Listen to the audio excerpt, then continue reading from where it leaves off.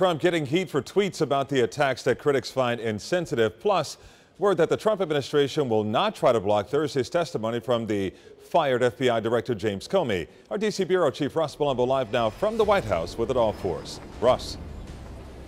Well, Calvin, frankly, legal experts were saying the president didn't have much of a chance if he tried to invoke executive privilege and stop Comey. So just a little while ago here at the briefing, the White House saying that they will not try to stand in Comey's way. That testimony will go on as planned Thursday morning at 10 a.m.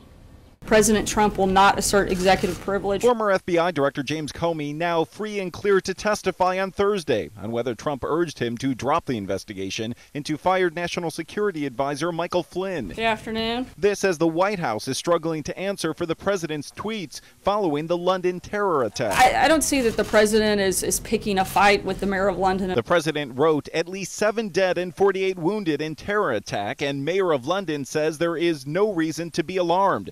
And pathetic excuse by London Mayor Sadiq Khan, who had to think fast on his no reason to be alarmed statement. Mainstream media is working hard to sell it. Mayor, as I understand it, was basically commenting about the fact that there will be a lot of police activities in London and the citizens shouldn't be so concerned about it. The president directly misrepresented what the mayor of London said. I don't think that's actually true. The president himself taking no questions today. American air travel into the future, while announcing plans to privatize the National Air Traffic Control System. And other controversy from more tweets. The Justice Department should have stayed with the original travel ban, not the watered-down, politically correct version they submitted to the Supreme Court, the president tweeted, although he himself signed the second version, and despite his spokesperson's constant corrections. This is not a Muslim ban. The president himself once again calling it a ban, tweeting, people, the lawyers, and the courts can call it whatever they want,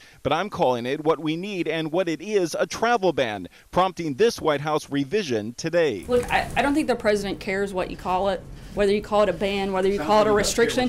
He cares that we call it national security and that we take steps to protect the people of this country. Well, the point is the courts do care what the president calls it. It has definitely been a big part of the court cases in the past, Laura and Calvin, that have put a temporary hold on this ban going into place, and it will be part of the case as this is going in front of the Supreme Court. Of course, we'll keep you updated. For now, though, it's the very latest live at the White House. I'm Russ Palumbo, Local 10 News. And Calvin and Lori, back to you. And Russ, before you go, there was an interesting exchange between journalist April Ryan and Sarah Huckabee Sanders today during the afternoon briefing in regards to the whereabouts of Sean Spicer. Well, that's right, Calvin. You know, you and Lori and I have talked about this in the past. The rumors have been flying for months that Sean Spicer is out, especially when he was in Italy and didn't get in to see the Pope. That was supposed to be a big blow, a big sign that when he came back to the U.S., he would no longer be the press secretary. Tonight, he still is. Sarah Huckabee Sanders saying that he was in the building, that he was just busy, and that it is part of her duties to brief the press from time to time. She was asked several times, is she the new press secretary? Will she be the new press secretary? She would not answer. We'll soon find out. Time will tell. Russ, thanks a lot from the White House for us. For more on the president.